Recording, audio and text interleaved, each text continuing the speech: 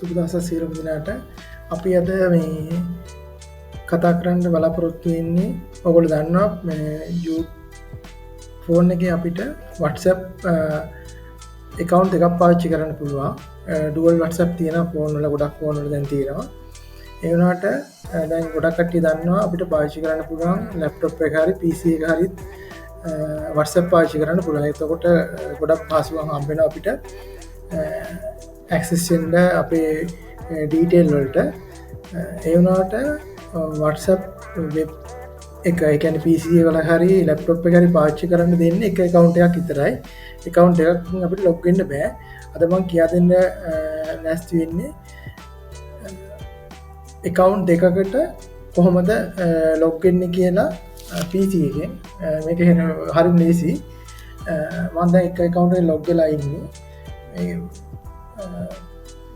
Chrome එකේ තියෙනවා පොඩි option එකක්. ඒකට කියන්නේ මේක මෙතන ක්ලික් කරපුවාම ඔයගොල්ලන්ට පේනවා ඇති අපිට වෙනම page එකක් විදිහට open කරන්න පුළුවන්.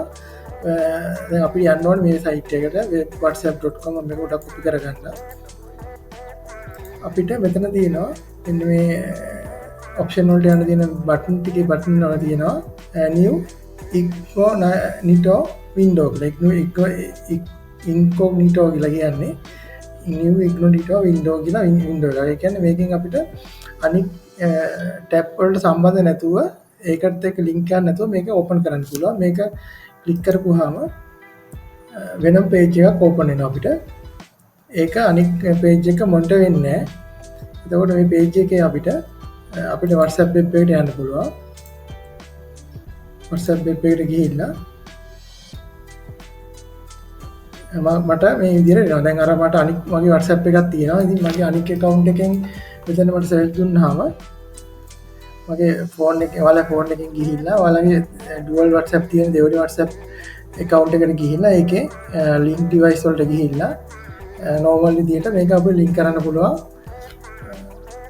බලා ගන්න ඔය link එනවා.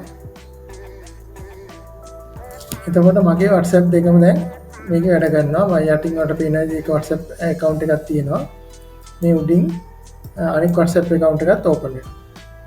ඔයාලට බලන්න පුළුවන් මගේ account එක මට මේකේ මගේ laptop එකේ පාවිච්චි කරන්න පුළුවන්.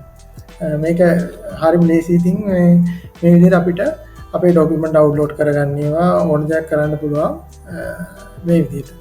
ඉතින් මම හිතනවා මේ වීඩියෝ වලට ප්‍රයෝජනවත් වුණා කියලා. බොහොම ස්තුතියි.